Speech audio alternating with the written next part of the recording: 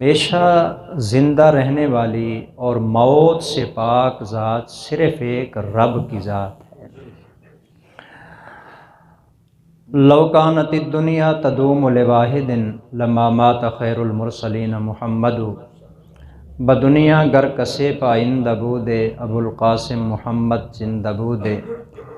اگر دنیا میں کسی ایک انسان نے بھی ہمیشہ رہنا ہوتا تو مجھے 7 آسمانوں کو بغیر ستونوں کے تھامنے والے رب کی قسم محمد کریم پہ کبھی وفات نہ آتی، لیکن وہ بھی چھوڑ کے چلے گئے۔ سب نے یہ دنیا چھوڑنی ہے، ہم سب نے بھی دنیا چھوڑنی ہے۔ جو تھے وہ چلے گئے، جو ہیں وہ چلے جائیں گے، جو آئیں گے وہ بھی چلے جائیں گے۔ کوئی رہنے کے لیے یہاں نہیں آیا، جو بھی آیا ہے واپس جانے کے لیے ہی آیا ہے۔ یہی ہوا حضرت علی رضی اللہ تعالی عنہ، جن کی شخصیت اور جن کا تعارف کئی دنوں سے آپ سماعت فرما رہے ہیں۔ شیر خدا ہے، علی المرتضیٰ ہے، داماد مصطفیٰ ہے، تمام قسم کی عظیم صفتیں ان کے اندر موجود ہیں۔ لیکن ایک دن ایسا بھی آتا ہے کہ حضرت علی بھی یہ دنیا فانی چھوڑ کے آخرت کی طرف چلے جاتے ہیں۔ ہوا یہ تھا، ایک جماعت ہے جس کو خوارج کہا جاتا ہے۔ خوارج اس جماعت کو کہا جاتا ہے جو کسی جماعت سے نہ نکل گئی ہو۔ خارج سے بنا ہے، خارج کا معنی ہوتا ہے نکل جانا۔ یہ دراصل خوارج جو تھے یہ حضرت علی کے ماننے والے تھے۔ حضرت علی کی اتنا زیادہ محبت میں آگے نکل گئے، حضرت عثمان رضی اللہ تعالیٰ عنہ کی جو شہادت ہوئی انہی کے ہاتھوں سے ہوئی تھی۔ حضرت عثمان کو انہوں نے مدینہ منورہ کے اندر شہید کر دیا۔ اس کے بعد انہوں نے نعرہ لگایا کہ حضرت علی جو ہیں یہ اللہ کے رسول کے وصی تھے۔ آج بھی آپ دیکھتے ہوں گے بہت سارے لوگ ہیں جن کے کلمے کے اندر یہ بات شامل ہے علی کے بارے میں، علی وصی اللہ، وصی رسول اللہ، اللہ کی طرف سے علی جو ہے یہ رسول اللہ صلی اللہ علیہ وسلم کا وصی تھا۔ ان کی اذانوں کے اندر بھی یہ بات موجود ہے، ان کا بھی یہی نعرہ تھا جو خوارج تھے کہ اور کوئی بھی اللہ کے پیغمبر کا خلیفہ اور نائب نہیں بن سکتا۔ علی کی خلافت اللہ کی طرف سے منصوص ہے، حکم ہے کہ علی ہی خلیفہ بننے چاہیے۔ تو انہوں نے یہ نعرہ لگایا اور حضرت عثمان کی شہادت کے بعد قدرتی معاملہ بھی ایسا ہی بن گیا، حضرت علی کو خلیفہ بنا دیا گیا۔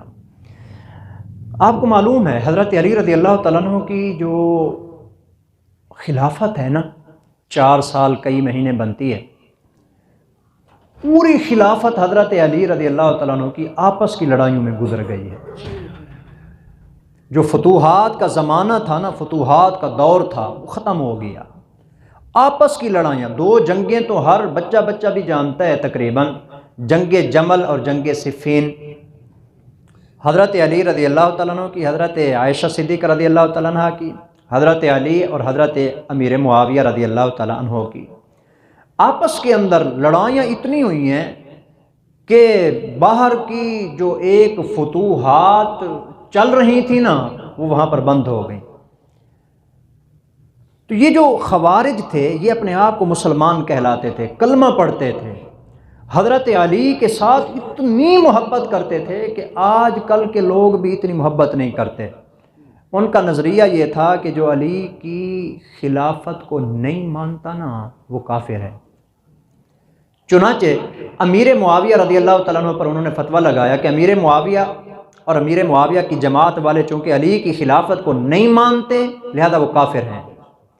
حضرت امیر معاویہ اور پوری جماعت کو کافر بنا دیا۔ جس وقت جنگ صفین ہوئی حضرت علی اور حضرت امیر معاویہ کی، اس کے اندر نہ پروگرام بنا صلح کرنے کا۔ چنانچہ 2 بندے بھی طے ہو گئے کہ انہوں نے جا کے آپس میں مذاکرات کرنے اور کل صبح اللہ کے حکم کے مطابق جو قرآن کہے گا نا اس کے اوپر ہم آپس میں صلح کر لیں گے۔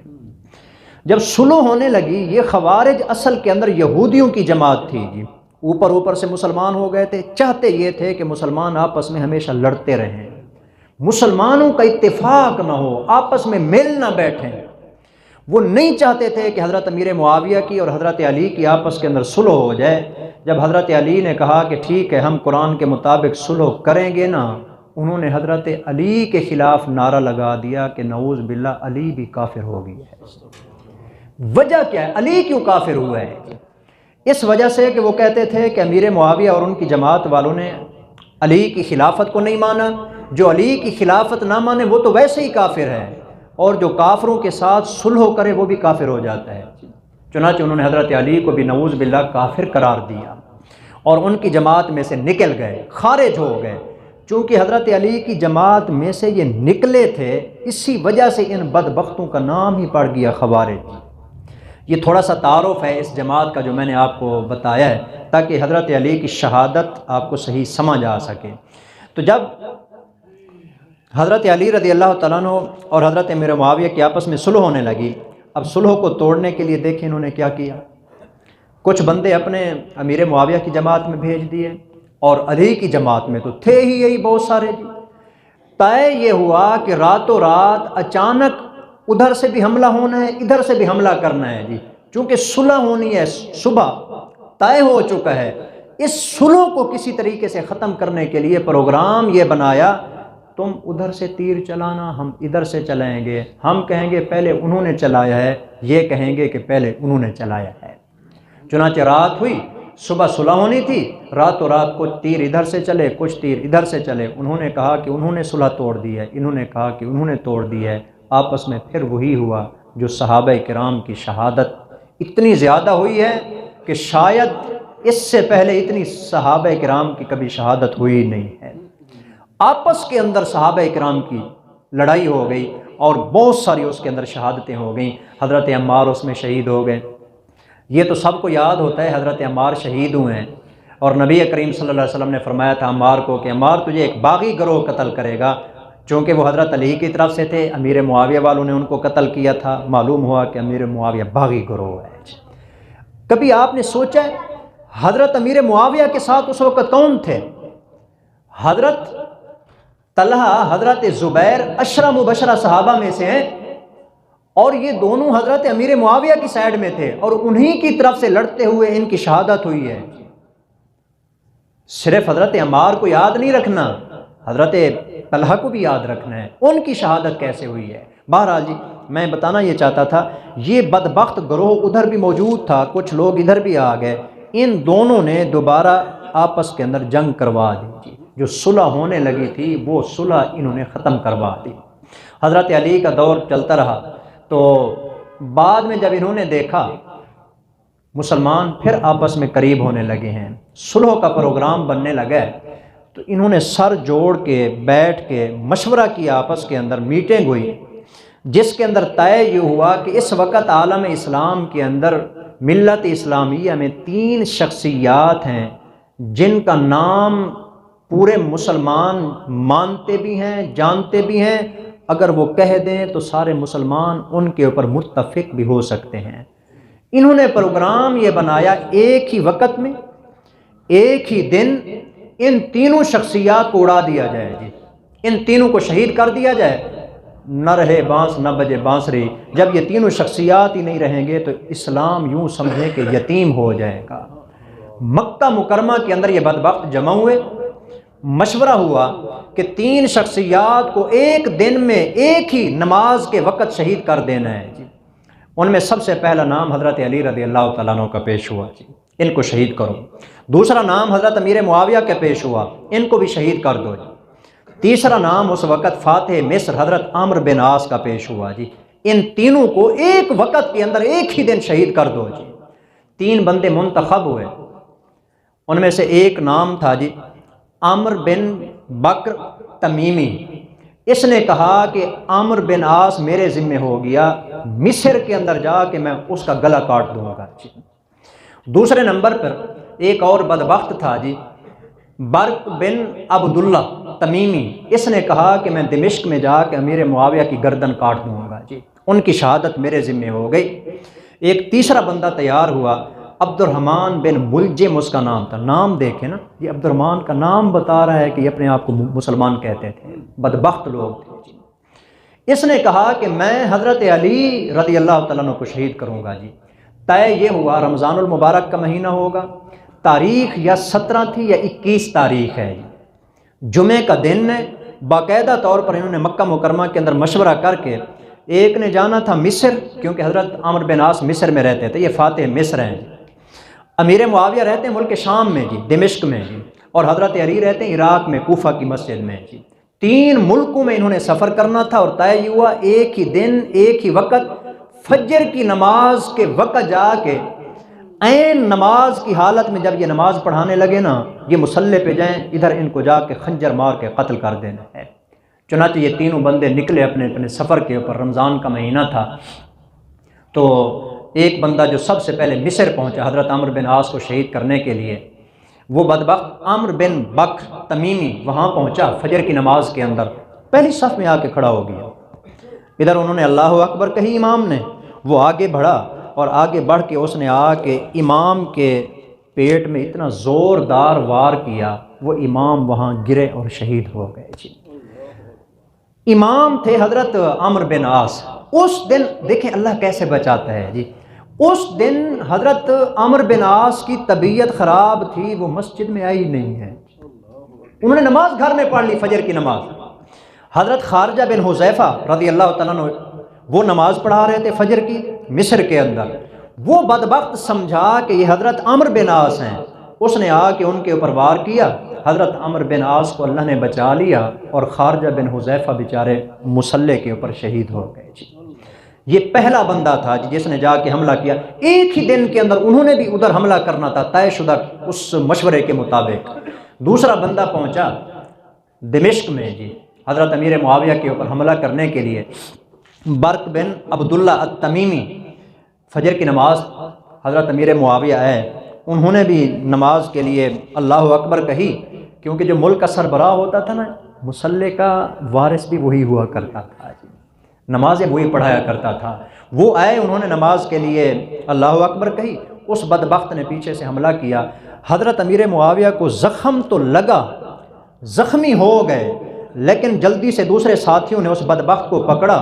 جو زخم لگا تھا حضرت امیر معاویہ کو وہ اتنا سخت نہیں تھا، علاج سے امیر معاویہ ٹھیک ہو گئے، بچ گئے، اللہ نے بچا. حضرت عمرو بن عاص یوں بچ گئے کہ وہ آئے ہی نہیں ہیں. امیر معاویہ آئے تو ہیں، لیکن وار اتنا سخت نہیں تھا جس کی وجہ سے وہ شہید ہو جاتے، بچ گئے. ادھر تیسرا وہ بدبخت ابن ملجم جو تھا، وہ آیا کوفے کی جامع مسجد کے بحری بیٹھ گیا، اندر نہیں آیا، بحری انتظار کرنے لگا. اور اس نے بہت بڑی تلوار لی ہوئی تھی، اور جس کو اس نے زہر میں بجھایا ہوا تھا جی، زہر کے اندر اس کو زہر اس کے اوپر ملا ہوا ہے، اور حضرت علی کی شہادت کے لیے اس نے جو ہے نا اس کو تیار کیا ہوا ہے. حضرت علی جو اپنے گھر سے نکل کے مسجد کے اندر داخل ہونے لگے، بدبخت نے حضرت امیر المومنین کے یہاں سر کے عین درمیان میں وار کیا جی. حضرت علی کے سر ٹکڑے ہوا، اور یہاں زخم آیا بہت گہرا. سب سے پہلے خون کا فوارہ علی کی داڑھی پہ پڑا جی. حضرت علی کے کپڑے لہو لہان ہو گئے، حضرت علی گرے، شور ہوا. جلدی سے لوگ بڑھے، اس بدبخت کو پکڑا گیا. وہ وار تو کر دیا اس نے، لیکن پکڑا گیا. حضرت حسن حضرت حسین کو بلایا گیا کہ آپ کے بابا پہ یہ وار ہوا ہے. وہ بھی آ گئے، باقی مسلمان بھی جمع ہو گئے. اس بدبخت کو پکڑ لیا، حضرت علی کو گھر لے گئے. حضرت علی رضی اللہ تعالیٰ عنہ کو محسوس ہو گیا کہ بچنے کی کوئی امید نہیں ہے جی.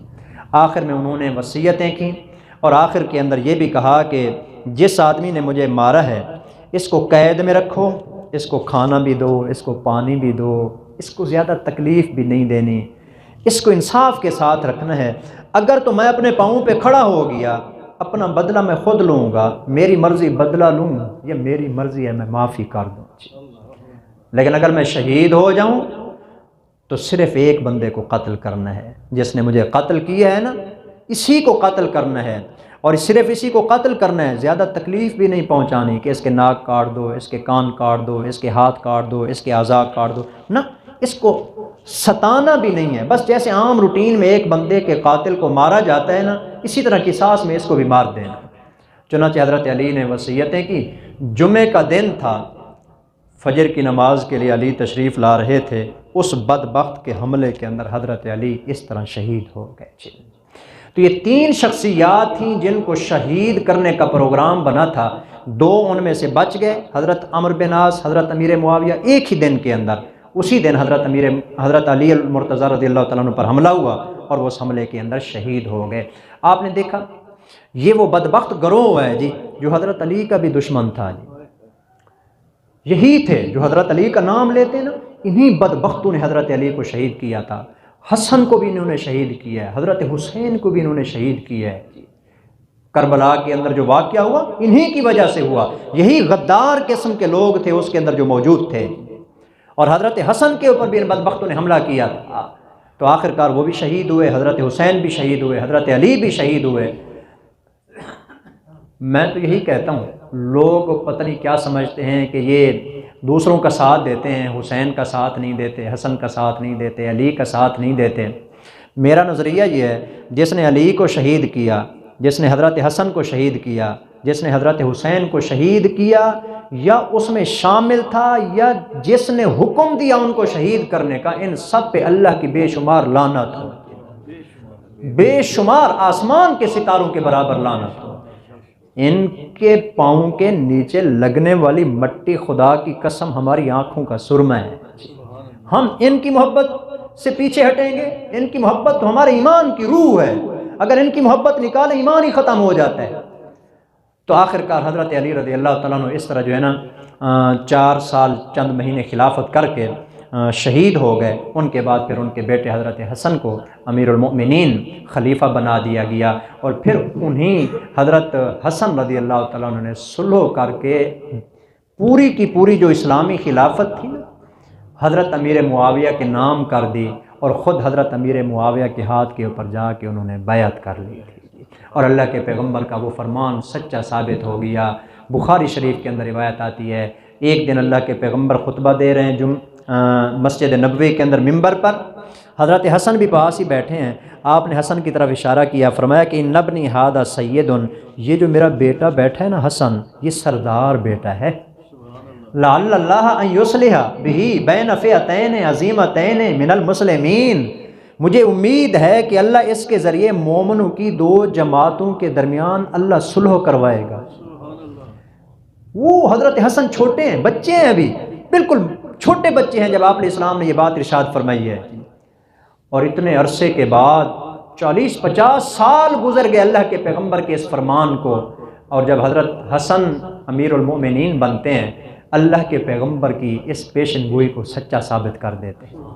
حضرت امیر معاویہ کے ہاتھ کے اوپر جا کے بیعت کی، حضرت حسین نے بھی امیر معاویہ کے ہاتھ پر بیعت کی ہے، ان کی جو فوج کے کمانڈر تھے انہوں نے بھی ان کے ہاتھ پر بیعت کی ہے، اور حضرت امیر معاویہ کے ہاتھ پر جب حضرت حسن نے بیعت کی، حضرت حسین کو کہا کہ آپ بھی بیعت کریں، حضرت حسین نے بھی بیعت کی، ان کے جو فوجی کمانڈر تھے ان کو کہا کہ آپ بھی بیعت کریں، انہوں نے کہا کہ حضرت آپ 2 کی تو بیعت ہو گئی ہے، مجھے رہنے دو تو اچھا نہیں ہے؟ انہوں نے کہا نہیں۔